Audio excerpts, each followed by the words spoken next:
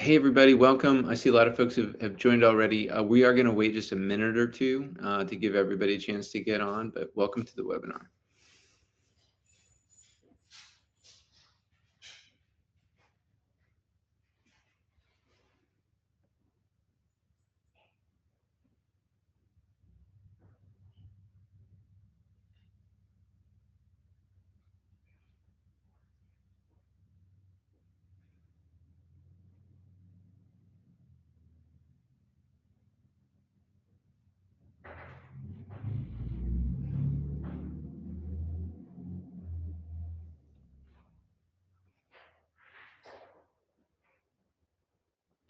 Everybody, if you're just joining us, we're waiting a minute or two for everybody to get on and get situated. So we'll start in about one more minute.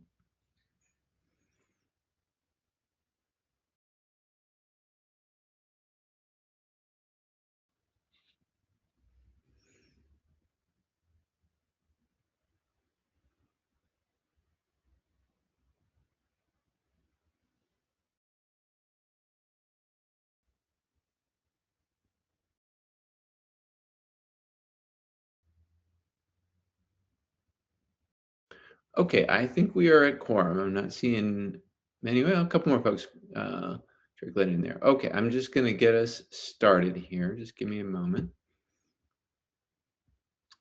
Okay, so first of all, welcome to the webinar. It's great to have everybody on here. This is Spiceology's food service webinar series, and this is the fourth edition of it, and it is a little different than the past webinars that we've done, where in the past we have focused on a single flavor trend and gone deeply into that. This one we're very excited about because it's our chance to present a full preview of our 2026 flavor trend report, which we are releasing today. So what you're seeing is hot off the presses. We don't even have the report itself out yet. We're expecting it to be out this afternoon. You are getting a sneak preview of what we'll be sharing in full in that report.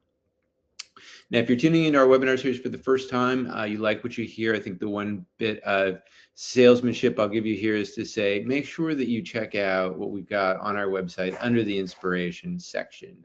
There's a lot of good material there in addition to the webinars, and you can view all of our past webinars are accessible there. So a chance to see what we've covered in the past. And of course, all future webinars, including this one, will be there as well. So be sure to share it with your colleagues also. A little bit of housekeeping as we get started. So you'll be able to ask your questions at any time during the webinar. You'll type those in. You'll see the question icon at the top of your screen. You'll use that to ask those questions, and we will be monitoring that. I have no ability to multitask, so I myself will not be monitoring, but we've got my colleague Carrie monitoring the Q&A.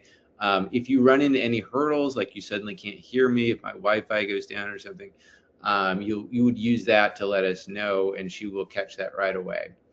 And then, as I mentioned, other bit of housekeeping is we are releasing the full trend report later today. It's got a lot more detail in it than we're able to share in just 45 minutes or so in this webinar.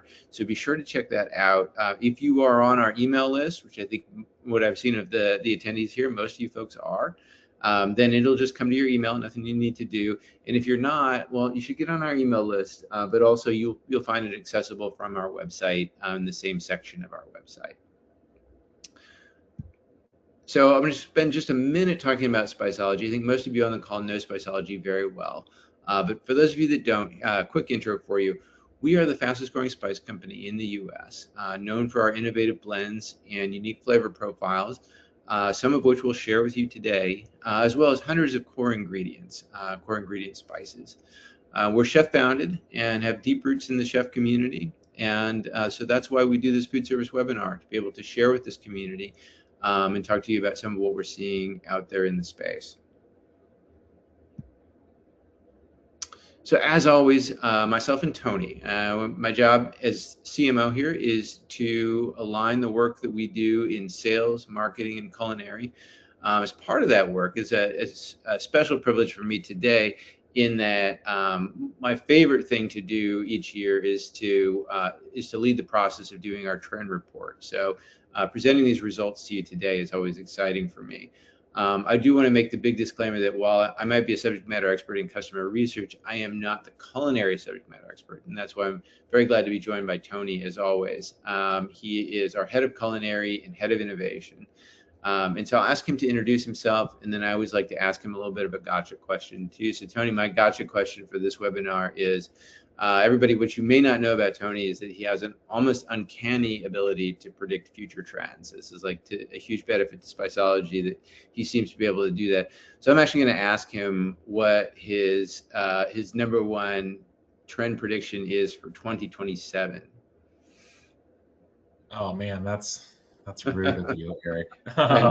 I'll answer that question first. I've actually been developing a product that I won't give too much detail in, that it's going through the testing process for almost a year now. And it really revolves around my background in Chinese Sichuan food. That's where I spent a lot of my time in the kitchen world, in the restaurant world, was in a Sichuan cafe here in Spokane, Washington. And so the flavor profiles will resemble a couple of the dishes that we would make for our guests at that restaurant. So it's going to be a different flavor profile using different granulations that I don't think a lot of people are used to using quite yet. So hopefully we can get that through the finish line, and I can convince our survey expert Eric and CMO and bringing it to life. But a little bit about myself. I'm Tony Reed. I've been with Spiceology for 10 years. I've worn many hats coming, leading me to the director of culinary position. But my trade is a chef. I went to culinary school at the Inland Northwest Culinary Academy. Hold a ton of pride coming out of that program. Lots of great chefs who went there in the Pacific Northwest. But that education led me to Spiceology and being able to bring flavor profiles that I think of constantly and bring them to life, and allow our chefs and your guests and our home cooks to enjoy the flavors that we create, and allow their guests to enjoy those flavors too. So pleasure to meet all of you, and excited for us to introduce the 2026 trend report. Awesome. Thanks, Tony. All right, I'll get into it here. So we'll talk about the 9 flavor trends that we're tracking for 2026. With each one of these, we'll talk about what consumer insights we have on these. For instance, in some cases, it may be that a particular demographic is more inclined toward a trend than another, and that might be information you'd like to know, depending on who your customer is. And then we'll go back and forth with Tony talking about kind of the culinary take on each trend, and introducing a couple of menu concepts based on each trend as we go through them. And then last, we'll hope to have plenty of time for Q&A at the end. So I want to spend a minute on methodology, as I know that is important for some folks, especially when you're presenting survey data. So every year we do our trend report a little bit differently, but the common theme is always that we're trying to bring together multiple perspectives. Because we are a company that serves both chefs and home cooks, we want to make sure that we have both of those dimensions in the data that we put forward in this report. Now this year, what we did was to do a survey of a large sample of consumers, so that we could then reflect that back to a chef audience and get their take on it. So we started out with a meta-analysis, which is a $10 word for the idea that we just gathered a lot of what was out there in the space, looked at the frequency with which different trends are talked about in authored articles, in social media posts, and in third-party trend reports. And out of those, we selected 9 that were the most written about across those different media. Then we fielded our national survey in October of 2025, so still very fresh data. And that's a national representative sample of 677 consumers, with the added dimension that there are also folks that cook at home. What we want to do is to be able to give you the perspective that they have, both as consumers who will show up at your restaurant, but also as folks who would shop in a supermarket and think about what to buy there, and also folks who cook at home. And the survey results have a 95% confidence interval, plus or minus 3% margin of error. So that's kind of the housekeeping in terms of the methodology. So, without further ado, what are the flavor trends that we'll be talking about today? We're going to go in each one of these, so I don't want to spend too much time here, but this gives you a sense of kind of the overall ranking. Now, the way we ask the question is very specific. We don't want to be so narrow as to ask people what they're cooking with or what they're eating out with. We want to know what they're excited about. And what that the nature of that question allows us to really get at what are people thinking about, what's on their mind, as opposed to something that they might actually quite like, but it's just part of their overall eating and cooking, and so it doesn't rise to the level of excitement. So when we use that lens, we use the lens of excitement. This is how it breaks down. With spicy at the top, smoke and char, brown butter, tropical fruit, and Korean, and then lower in our scale, yuzu, umami, pistachio, and then finally pickling and fermentation. So we'll go through each one of those over the course over the next 45 minutes. But first, I want to talk a little bit about what I would call the macro trends that came out of this. These are things as we were preparing the results and analyzing which demographics we're selecting for which flavors. We saw these themes continuously emerge. The first one is this idea of category complexity. And that's basically this notion that especially younger consumers, we're seeing this interest in mixing it up. They don't want flavors that are straightforward. They want flavors that have layers to them. So when you think about spicy, for instance, you're thinking about sweet combined with spicy. We're also seeing the growth of, I hate using the word, but swavory, the combination of savory and sweet. And of course, the growth that we're seeing in the smoke and char flavor profile indicates that you can put a little smokiness with anything. So that idea of complexifying the category. Second one are that we're seeing Asian flavors come up in a lot of different places. You saw it in an obvious one there in our results in the continued growth of Korean cuisine as a set of flavors. But we're seeing it in other places as well. It's showing up across different applications for instance, in yuzu fruit showing up there in our survey. And overall, the way that we cook and eat and dine out as Americans is more and more affected by the growth of Asian flavors.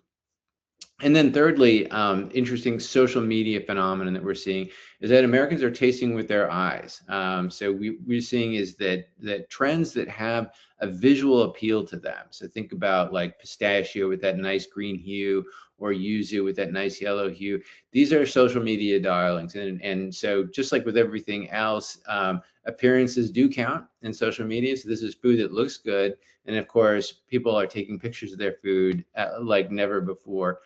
So that is creating a little bit of a lift for some of those flavors because they photograph well, and of course then people get the chance to try them, and then they find they like the flavors as well. But no question that visuals are part of the appeal, and something for you to perhaps think about in your own operation, where the visual presentation might have a particular appeal for your customer.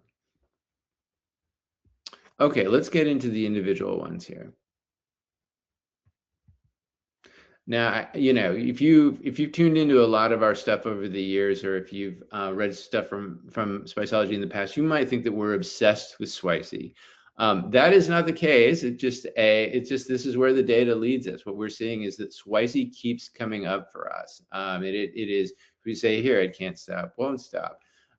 We've seen this trend growing over the last several years. We said in our trend report last year that if it happened again for another year, that we would have to say, hey, this is no longer a trend. This is just how we eat now.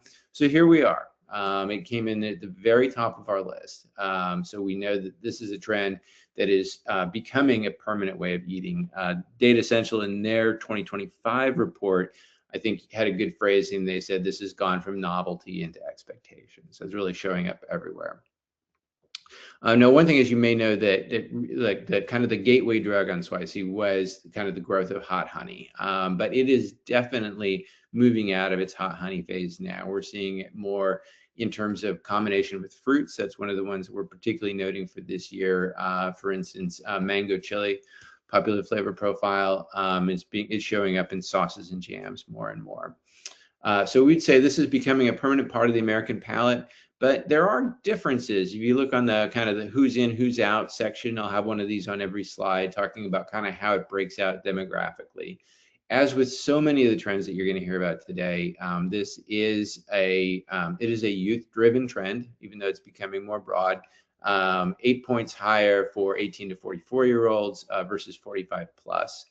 And we're also seeing that there is interest in places that you might expect, regions of the United States where there is already a little bit more of a heat tolerance in those palates, in the West and the Southwest, where we're more accustomed to capsaicin-based foods, and not so much among the milder palates of the Northeast and the Midwest. So there's a bit of regionalism, even though we're seeing it very popular across the board.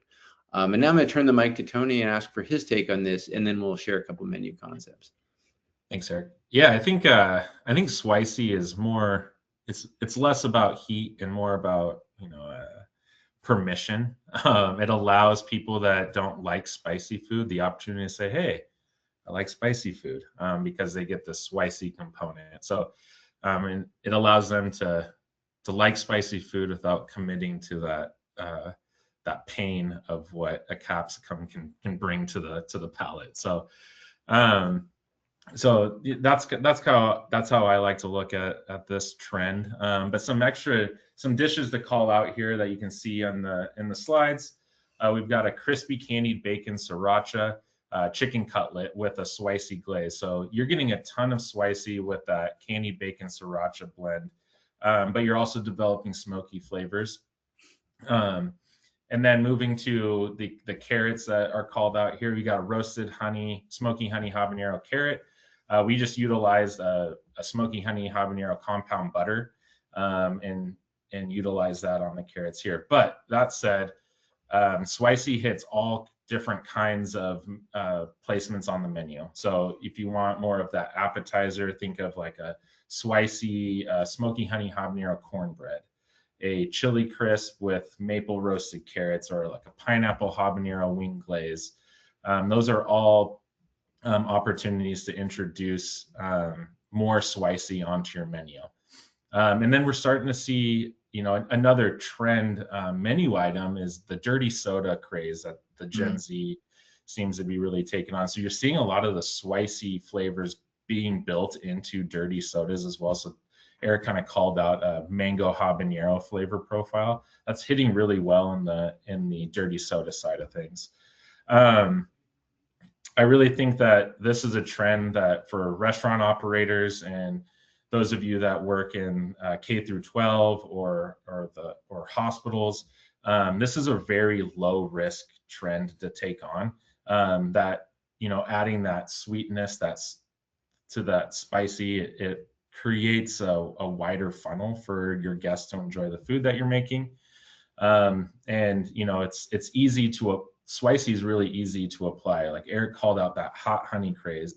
So it's just like adding a drizzle at the end or dusting an existing menu item with that spicy flavor profile. So, but to Eric's point, I don't think spicy is going anywhere. This is no longer a trend. This is an expectation now that we've had it on our trend report for this many years. So I think that this one's here to stay, and it's just the normal way of eating. Perfect. Thanks, Tony. We'll move on to another one that also we're prepared to say is becoming a permanent way that we eat, and that is the smoke and char phase, the smoke and char trend. Now, this one also has a lot of its origins in this idea of youth-driven trends, but it's also being driven from the growth of barbecue over the last decade or so. Now, you might say like, oh, barbecue's been around forever. It's really the way that I think about it. But there's good data that shows that the growth of barbecue beyond a kind of like traditional barbecue bro pursuit has really diversified over time. And especially, I think the use of the smoker and having those smoke flavors be more infused in the way that we eat. So this came in at number 2, as I mentioned, with 42% saying that this is something that they're excited about. And what's interesting about it now, as it's evolved over the last few years, is that it's really moved beyond things that you would traditionally think of having char flavor and smoky flavor. So this is into things like fruit dishes, cocktails, desserts. And it's also just moving beyond the grill, so it's not about delivering it by that method. It can also be about atomization or smoky spices like smoked paprika as the way that that flavor profile gets delivered. Now, as with everything else, I mentioned the macro trend of complexifying. So this is part of that, this idea of using a little bit of smoke to add complexity to a traditional drink or a traditional dessert. Some part of what we're seeing here. Now, when we talk about who's in and who's out, this is said, this is still in the same way that barbecue tends to be still male dominated. That's still the case, even though we're seeing it continue to diversify. And so we saw males coming after this trend full 10 points higher. And also, you look at the regions where barbecue is the strongest. It's the South and the Southwest and the West. That is also stronger for this trend. And interestingly, unlike some of the other trends in here, it skews a little bit older. Again, getting into that more traditional demographic. So 45 to 54-year-olds were the strongest individual cohort in terms of interest in this trend. But as I said, we're going to see this one as barbecue culture itself diversifies. We're going to see this trend kind of spreading out across demographics, I think. Tony, what's your take on this one? Yeah, I mean, I think smoke, I think the perfect example is like bacon, right? It gives that flavor of smoke or char. It does what bacon does. It signals flavor before you even bite into anything. And I really think that when you have a smoked or charred item on a menu, I think that's where your guests start to associate craft, care. Mm-hmm. They understand what goes into making an item delicious when it's smoked or charred. They understand that it takes an extra step or two, right? So I think that when you place an item that's smoked or charred on the menu, your guests are going to perk up a little bit. I think they see skill and craft. So um, that's my thought on the trend itself. But as far as where menu items that we can kind of just riff off, we've got a couple here on the slide. It's a blackened cauliflower steak. Season the cauliflower on both sides with our black magic, which is a Cajun blackening blend, and roast until lightly charred to enhance flavor and texture. I really like adding like an Alabama white sauce to anything that I use black magic for. Or remoulade for that matter. Those generally tend to pair really well. And then here we got the fire kissed tomato soup. We take a lot of pride in the blend smoked chipotle herbs de Provence. So we have a recipe on our site that is focused on this soup right here. And then to kind of add extra dish concepts, charred lemon vinaigrette. So these flavor profiles aren't just on protein applications or vegetable or fruit. We can hit this we can introduce these flavor profiles inside sauces, butters, yogurts.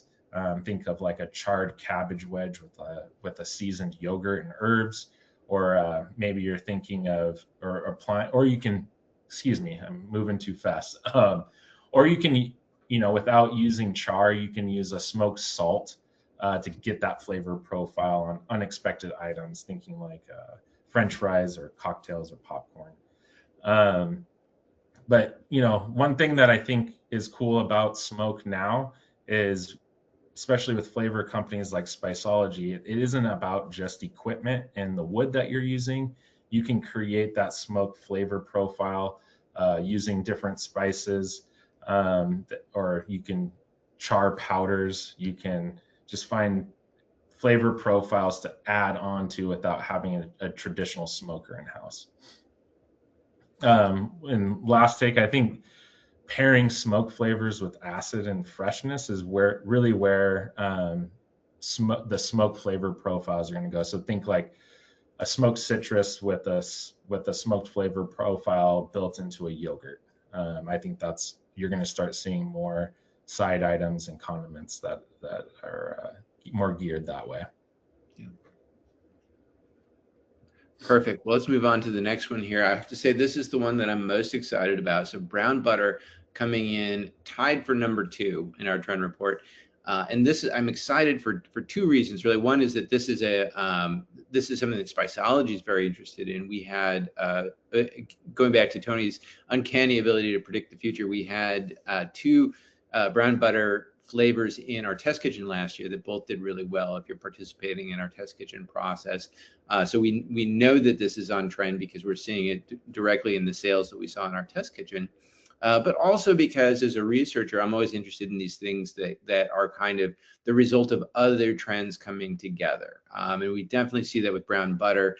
There are really kind of three trends that make up this trend. The first one is the one I already mentioned, this idea of creating flavor complexity. This is a case of being able to add a little bit of a savory note to something sweet, like in a brown butter cookie. The second is something that we've talked about in a past webinar, nostalgia. So foods that convey comfort. So we tend to find in more troubling times, people go for foods that provide comfort. Brown butter has that note. It has that note of like old-fashioned comfort to it. And the third is the decline of American sweet tooth, something that we've also talked about in past webinars, that people don't want straightforwardly sweet things. They want their sweetness to be hedged a little bit, and brown butter can accomplish that.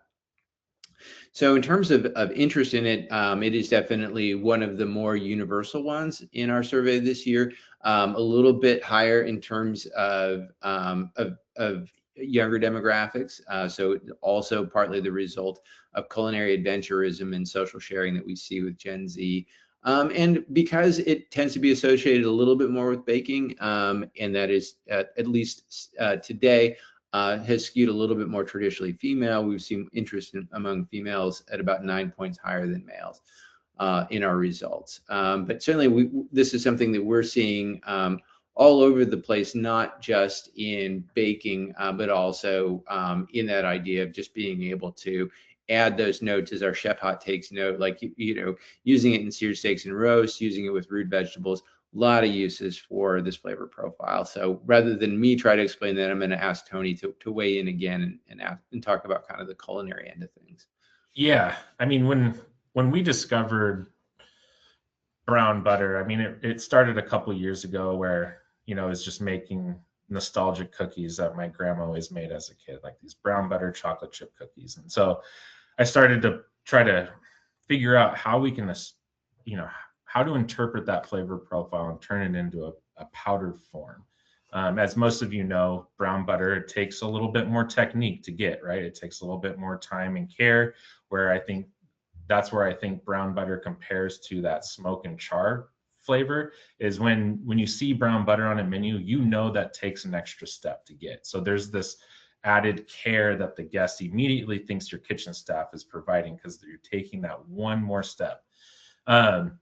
So we were able to develop those flavor profiles that brown butter into 2 different blends last year, and to my surprise, the product sold very well, which gave us the confidence knowing that this is one of the flavors that's going to kick ass in 2026. And like I said, I really think it kind of plays off of last year's trend of nostalgia as well, where brown butter is something that took a lot of care. A lot of people remember their grandparents, their aunts and uncles making brown butter for said application, and it's always a good memory. It feels chefy and emotionally safe, right? So to kind of riff off of what we've got for menu concepts here, brown butter s'mores oatmeal cookies, and then the pumpkin spice brown butter Hasselback butternut squash. So 2 very simple dessert side dish. Again, when we create products, we want versatility across the menu, so you can apply these types of flavor profiles through brown butter gnocchi with herbs. We called out roasted squash already, but creating savory crumb toppings, adding it to honey onto pizza crust, things like that. I think that this product is generally this flavor profile is generally associated with that sweet component, like Eric had mentioned, but savory, sweet, and hybrid dishes are all equally useful when applying this flavor profile. I think, again, this is a flavor profile that immediately elevates a side dish or a main dish on your menu item. So I expect brown butter to start to migrate across menu items, and then as well into like the consumer packaged goods of the world, snacks, different spreads. I think we're going to start seeing brown butter all over the place. There you go. Heard it here first. All right. Let's move into the middle of the pack here. So we've been through our top three now, kind of moving into the middle. 36% then tropical fruit. So this is one that has been noted across a number of different reports over the past year, often associated with specific flavor profiles. So, for instance, a different trend report, not ours, noted that 2026 will be the year of the pineapple. And certainly we're seeing a lot of interest in pineapple flavors, but we broadened our category because we're seeing it elsewhere too. We're seeing interest in flavors like mango and passion fruit, for instance. So tropical fruit in general, why is this one popular? Why does it have broad appeal? It is this idea of a kind of indulgence, but one that is very approachable. So think of it more kind of like I think what I said in the report is like it's more like a 3-day cruise as opposed to a safari. So flavors that are in easy reach, but also feel a little bit like escapism. Like they actually make you feel like you're in a sunnier place. So that's part of what we're seeing there. The other thing I would note is that with the growth of Latin flavors, we often see tropical fruits showing up very strongly in some aspects of Latin cuisine. So that's a factor here as well. Tony, what's your thought on this one? I am so excited to see less lemon wedges. That's where I'm at. That's where I land on this one. And I feel like when we talk about tropical flavors, everyone immediately thinks tiki bars and things like that. So, it's more, to your point, it's more about brightness. It's more about, for me, replacing the lemon or the lime wedge that seems to just pop up unnecessarily on a lot of dishes. Mm-hmm. No hate out there if that's what you're doing. Just like let's add a variety, right? So, some menu concepts to call out using our Spiceology's Maui Wowie cucumber melon salad. And then going more towards a appetizer or entree dish with a mango tango grilled shrimp bowl. If you're not familiar with mango tango yet at Spiceology, this is actually our take on a chamoy paste. Coincidentally, adding a little bit of water will, when formulating this, we wanted to make it be able to turn into a paste, not just be used as a spice blend or a seasoning. And so adding a little bit of liquid to this product will actually create a paste so you can dip different fruits and vegetables into it. That's just that chamoy paste is trending very well. So just to call out a little bit more about that product. Some extra dish concepts that I think that could work very well on menus is mango chili vinaigrettes, passion fruit glazes for like a pork or a chicken, maybe even a white fish. Pineapple and like you can see in the cucumber melon salad, and more of a you can move that to more of like a savory grain bowl as well. And then tropical fruit desserts that aren't necessarily dessert like. So we had Chef Martin on the last slide calling out starting to see things like passion fruit and Italian cooking on Italian menus and whatnot. So using these tropical fruits outside of desserts. I think for throughout the year you're going to see that you're going to see more European formats like pastries and custards and creams utilizing these fruit powders. So those are my thoughts there. Great. Let's move on then to Korean flavors. Now, you might be surprised to see this one in the middle of the pack. Remember, our question is about excitement, and so I think partly what we're seeing here is kind of the mainstreaming of Korean flavors in Korean cuisine. This has been around for a while, and I think people are becoming norm to it. But that we're still calling it out as a flavor trend because what we're seeing is that norming means that people are eating this all the time. I think Mintel said in their report that they found that it exceeds all other Asian cuisines in growth on menus. So certainly that's going to continue for the next year and beyond. Now, in terms of what's driving this is a little different than other trends in our report in that there's clearly a bigger cultural phenomenon going on. Americans are having a love affair with all things Korean, especially music, movies, and style. It's so big that even I know what K-pop Demon Hunters is. And I think that's showing up in the food as well. And the other element of this is obviously not just the cultural piece, but you're also seeing that some aspects of Korean flavors, like gochujang or like fermentation, fit really well with some of the other trends we're talking about. They add complexity. There's sweet heat, but there's even sweet heat with saltiness, which creates the new portmanteau swalsi in Korean cooking. So that really appeals to that notion of complexity. And that's why you see Gen Z and millennials, again, showing up with a significant margin there, 12-point margin over consumers 45 plus in terms of their interest in this profile.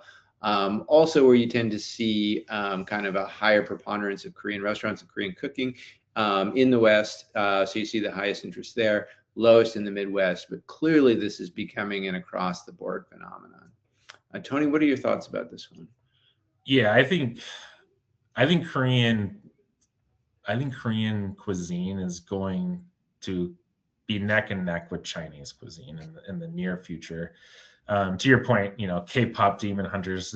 It sounds funny, but that show has introduced any of you with small children. I have a 7-year-old who now is obsessed with all things Korean. So if I can introduce a new menu item just at home, cooking for dinner or lunch, and I can say this is Korean or K-pop inspired, gets the kids excited. So Eric called out Gen Z and millennials, but I think it even goes deeper. I just pretty sure it's illegal to survey children.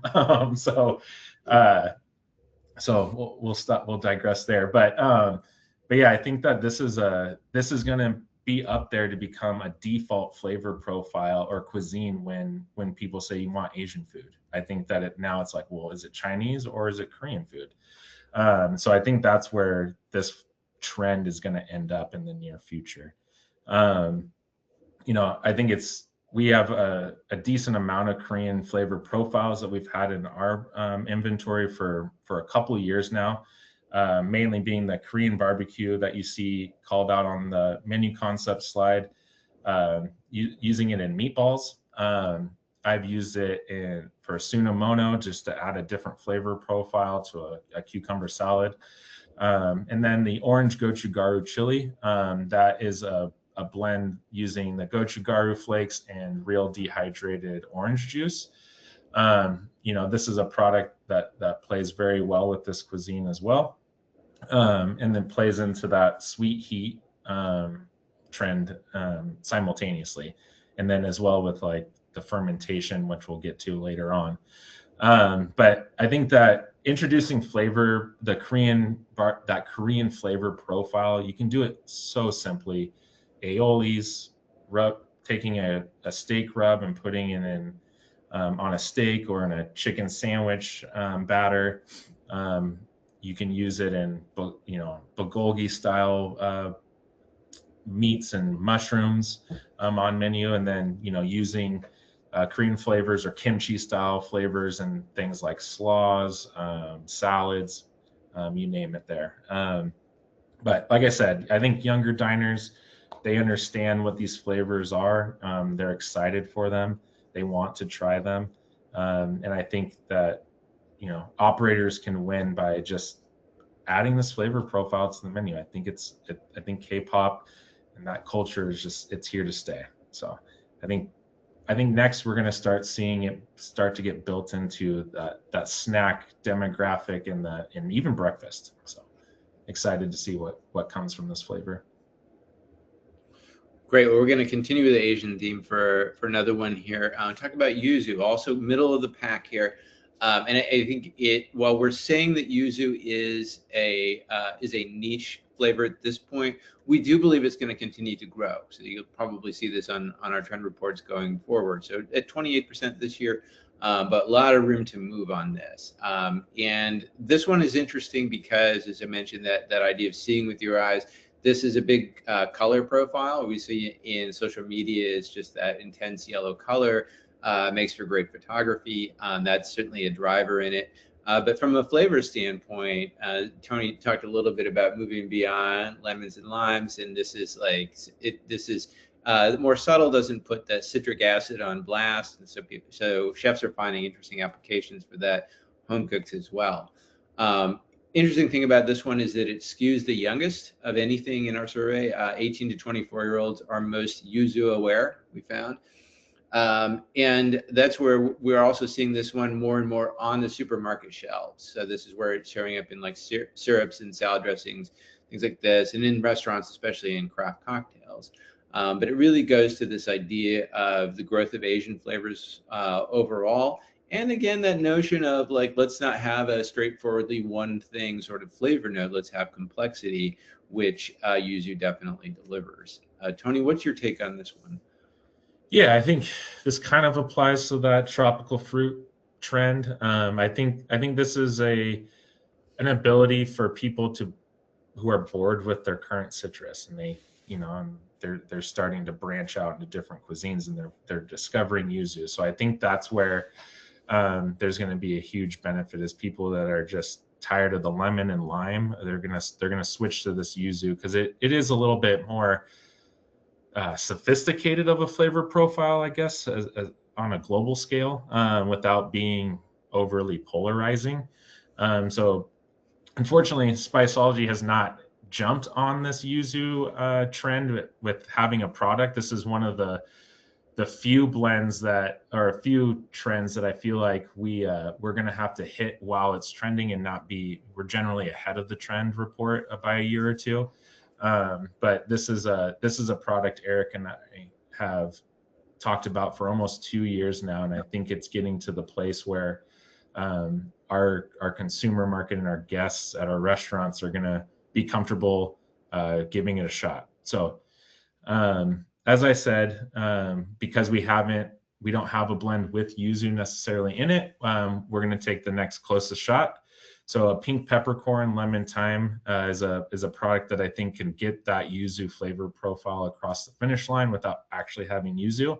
Maybe you're using this blend and then having fresh yuzu juice that you're applying or using to finish off a dish using a blend like pink peppercorn lemon thyme or even chili con limon. I think some extra dish concepts where you could utilize yuzu. I feel like I've been picking on vinaigrettes today, but I'm trying to just riff off the top of my head. I think vinaigrettes on a seafood application would be really great. Creating a yuzu salt, I think, is going to be very popular.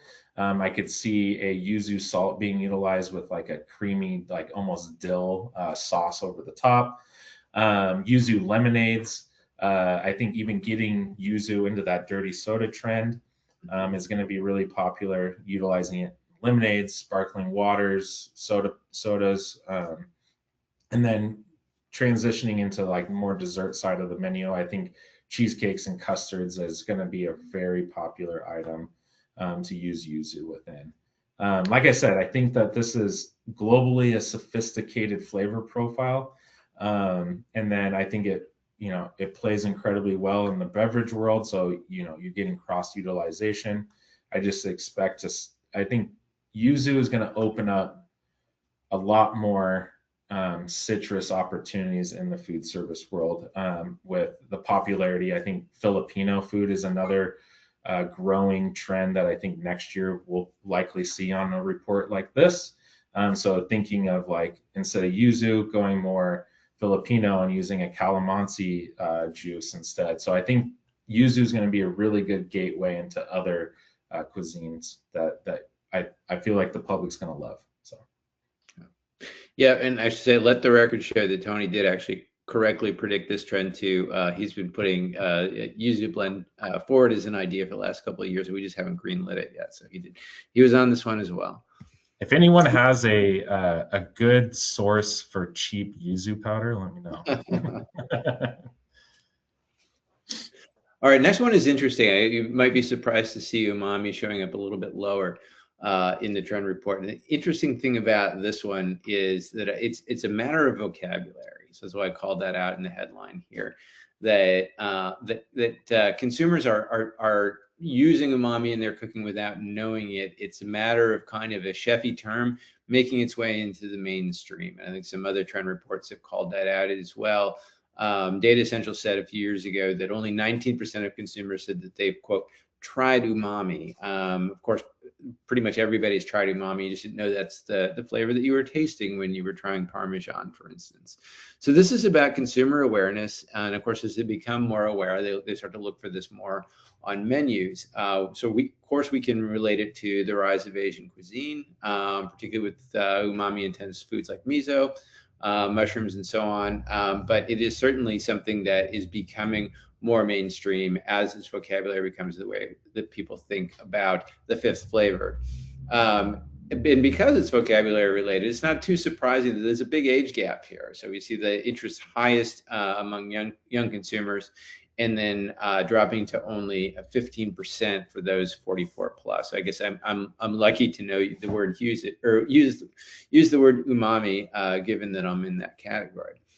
And then in terms of demographics on a geographic basis, interest is highest in the West, lowest in the Midwest. I think there again, you're starting to see some of that effect of where Asian cuisine is more dominant in the US.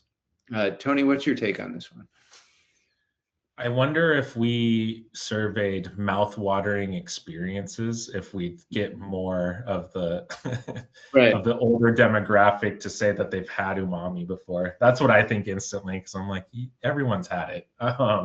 They just don't know what it's called. But yeah, I think umami it is the building block. We have a couple chefs here calling that out, but it's a good place to build flavors off of. It's a salt reduction hero. You get that craveability without having salt, or as much salt as you would generally need. So that's kind of my take there. Dish concepts. A couple of the chefs have called out on this slide mac and cheese. I think that is where a miso mac and cheese is delicious. I've seen it on a ton of menus. Using mushroom forward menu items to get that umami across the board. I think it helps the plant forward dishes become more craveable. So utilizing it in seasonings on vegetables is going to be very important. And then, as most of you know, creating savory like compound butters and allowing umami to be the finisher to your dishes, I think is where we're going to see a lot more focus in 2026. Great. And then we'll go to our next item here, and that is pistachio. Now, I will say this is one when I did the meta-analysis and said like, hey, pistachio is one of the ones that we talked about. That was a bit of a head scratcher internally. People are like, you sure? Yeah, that's what the data shows. That pistachio is a big one. At least 5 separate culinary publications named pistachio as their flavor of the year.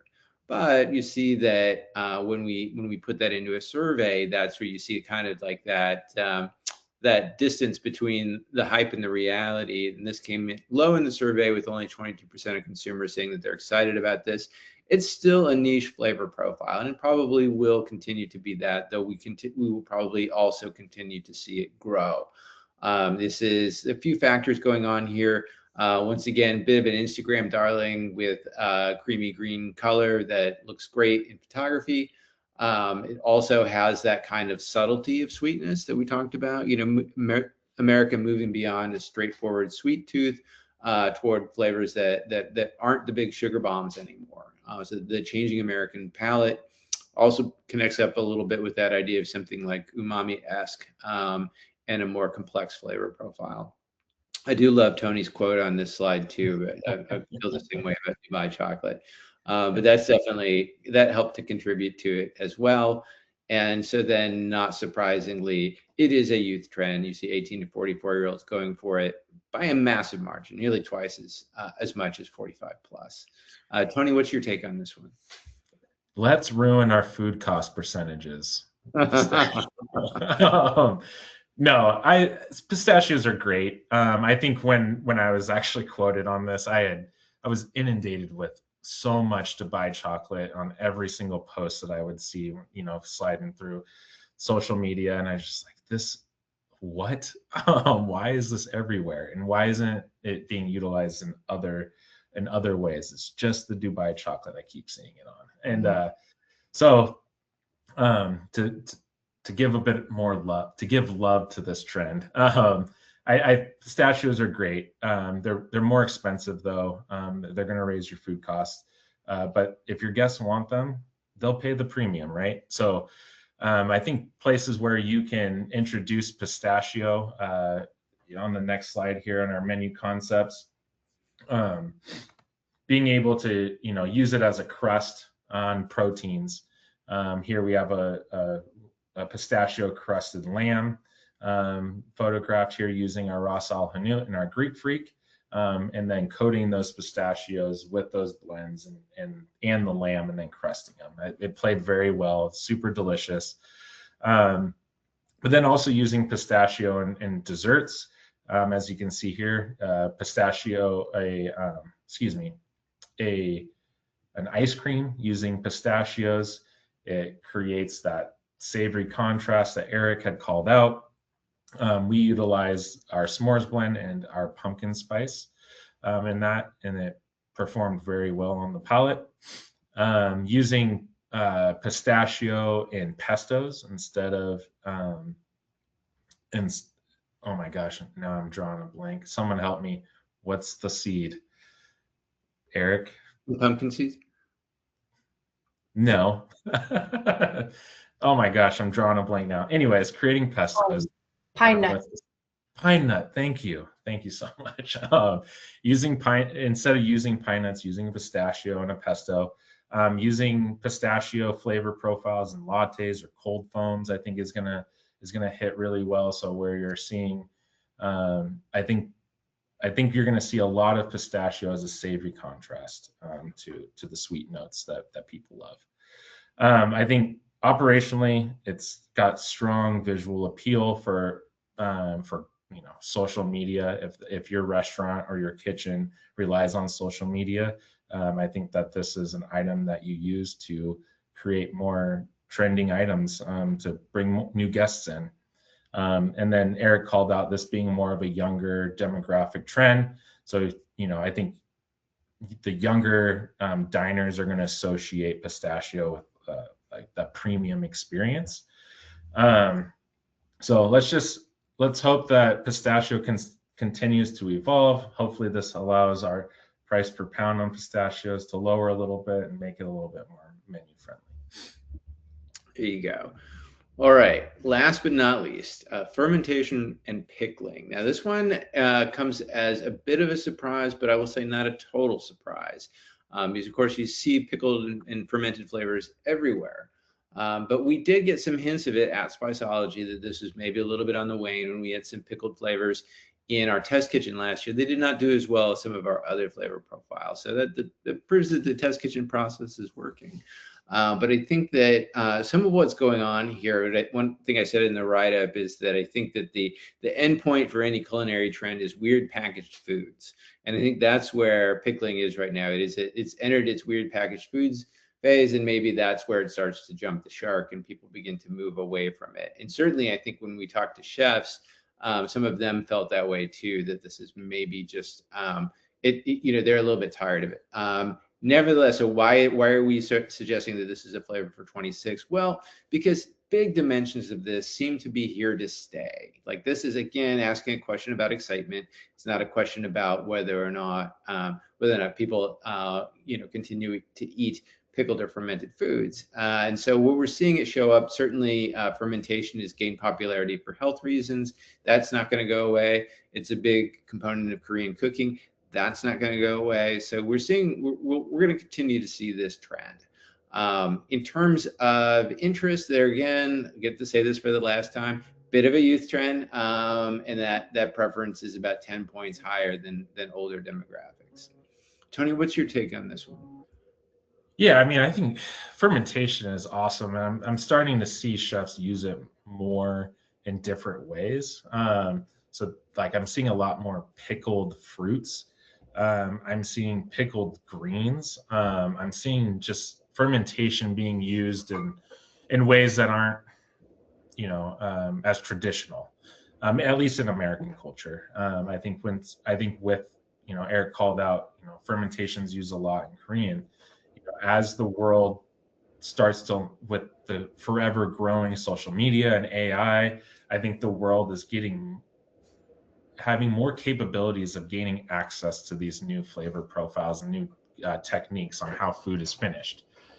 So not going anywhere. If anything, I would guess fermentation continues to rise, and it's something that is in that spicy realm in the near future of like it's going to be a default to have on the menu.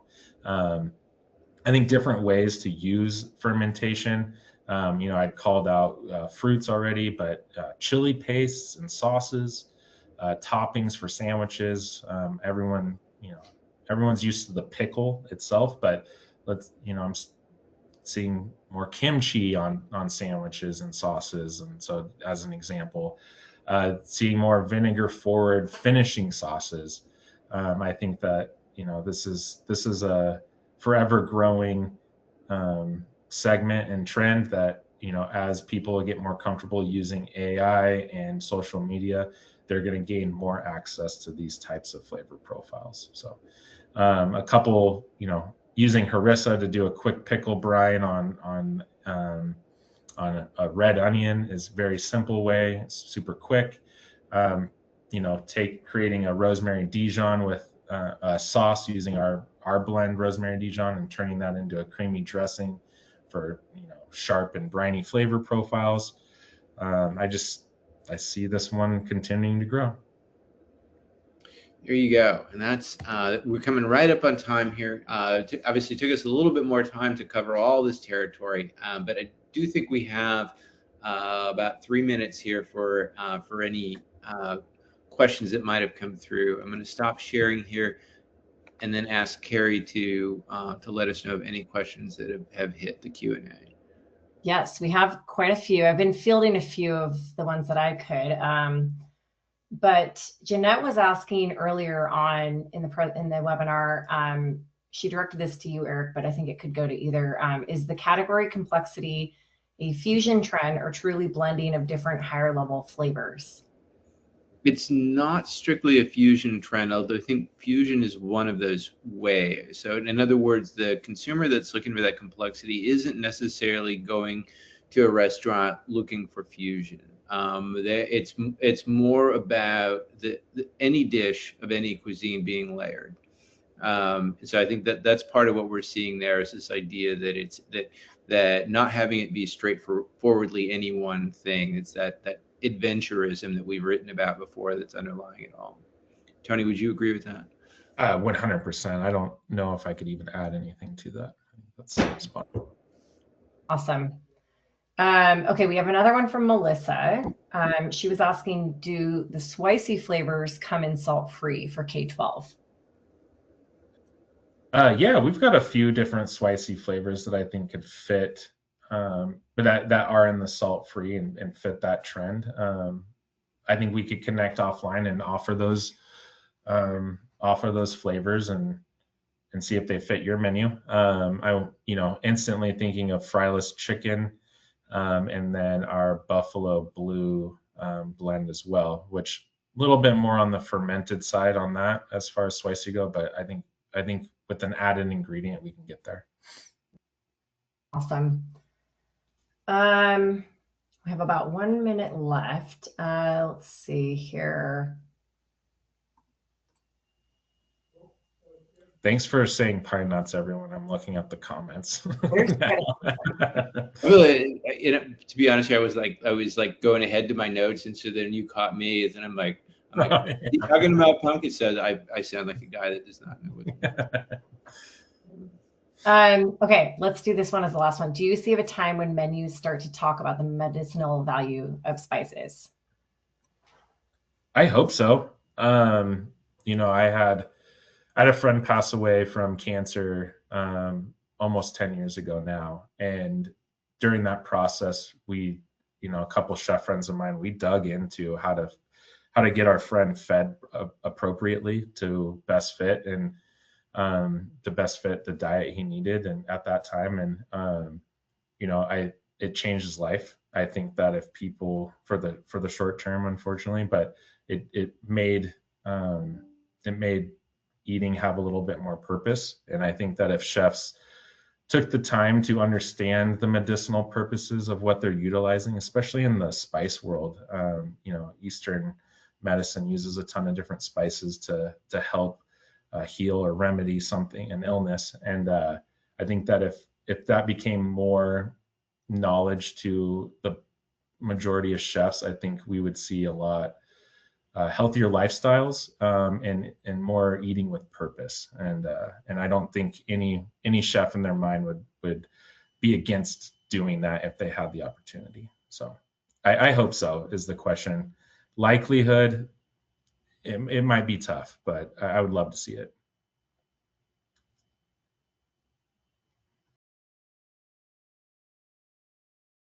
Carrie, anything else before we? I know There's we're a right few on more time. now, but we're right at time. So I think I would recommend connecting with us directly after, but I'll let you wrap it up from here, Eric. Great. Well, I think that just a quick plug at the end here. First of all, thank you all for joining. It's great to have so many folks from our community joining us for this discussion. And I hope you will read the trend report. It's got a lot more detail in it, and this menu concepts are detailed out, and I think in a way that you'll find really useful. So that is expected to come out this afternoon, and be sure to read it and share it, and tune into our next webinar as well. So thank you all for attending. Thank you so much.